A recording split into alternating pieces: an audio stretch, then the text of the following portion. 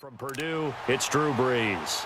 And he knows the stakes, doesn't he? He knows how huge this game is. But let's face it, he led his team through the gauntlet that is the NFC playoffs, so he's pretty confident about all of this.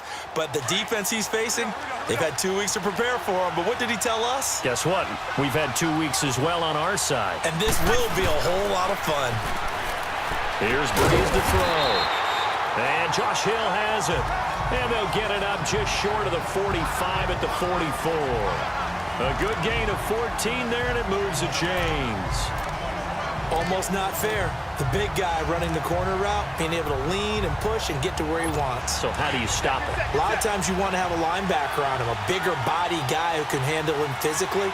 But a lot of times that doesn't work as well because his quickness often wins the route. On the ground, Kamara. A loss of a full 3 yards, and now it's second down. The best play callers in any league know how to break their tendencies. They study themselves, they self-scout, and they realize most of the time you don't call a draw play on 1st and 10. So every so often you insert that play just to make the defense think, even if it's not successful. Brees going to throw, and he'll get it out a couple yards shy of midfield at the 48. 8 yards on the completion, but now they face third down. And when you're playing a quarterback with some experience and some moxie, you enter the danger zone when you decide to blitz him, because if he's able to diagnose as he did on that play, he can hurt you downfield. He reads defenses so well, doesn't he? He really does, and the best part about that play for him, I don't think that was his primary target. I don't think so either. I think he had the read, figured out where the blitz was coming from, and went to a secondary target for a really nice gain. Now throwing on third down there, but he cannot connect. I'm not sure we could spot any tendency here on this third down. They could have run it or passed it. Either one was available. They chose to try and get it through the air, but they were unsuccessful. And this may be a big early turning point in this Super Bowl. They're going to go for it on 4th down here. They do go for it. It's Brees. And Genn's got it.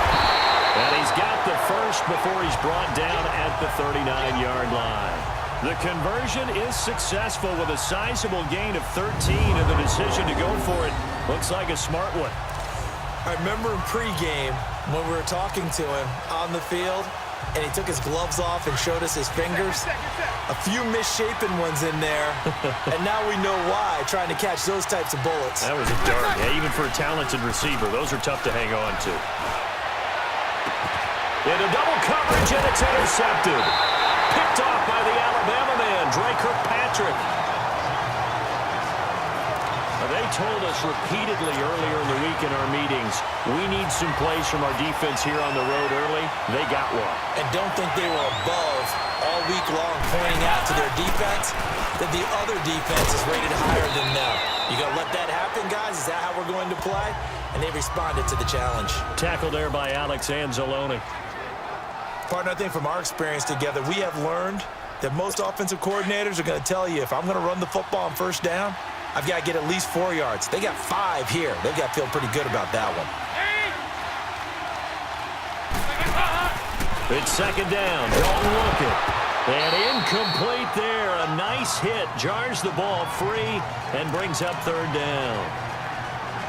They'll put a check mark in the box where the defense coordinator was saying, how well can we stay with these receivers if we're in man coverage? Because he just did it on that one, forced the incompletion. That allowed him to get bolder with his pass rush, won't it? Absolutely. Frees up your guys elsewhere. And this is going to be incomplete. It's a great job by this secondary. When I watch them, they remind me of elite defenders on a basketball court, right? They want to contest each and every pass. Great contest on third down to bring up 4th. He gets this one away, and boy, it's another boomer. Here's Genn. And 9 yards there on the return following a punt of 47. And the offense will take over with a new set of downs. Out comes this offensive unit as they get set to take over here. That opening drive ended with the INT. It didn't lead to points, but still not the way they were hoping to begin the game. But how about going and telling your defense, thank you, a huge thank you. You said it didn't lead to points, stalled off that drive. Now they've got to chance to redeem themselves and maybe reward their defense a little bit by putting some points on the board on this one. Now here's a pass on first down that's knocked away and incomplete. But there was no trace of nervousness there. He was able to diagnose that play from his linebacker position, stay in excellent coverage, and bat the ball away. Breeze will try again on second down. Over the middle, it's complete. And he'll bring it up here to right at the 40-yard line. Only 3 yards on the catch. It's third down. That was an okay hook up there with his tight end, but unfortunately, they didn't get the kind of yards they had hoped for. That's going to bring up third down. The last catch did get 3, but they're still left needing 7 yards on third down. The play fake to Ingram. Now it's Breeze. And he locates Josh Hill, complete. And he's going to get this down to the 35-yard line. A really nice gain of 25 yards. And the game just keeps evolving. Big guys running those corner routes, so difficult to cover. So they'll come up in Bengals territory now with a 1st and 10 at the 35-yard line. So 1 quarter down here in the Super Bowl. 0-0 our score. This is the NFL on EA Sports. With Charles Davis, I'm Brandon Gaudin. It's Saints football to begin quarter number 2. And they've got it here with a first down.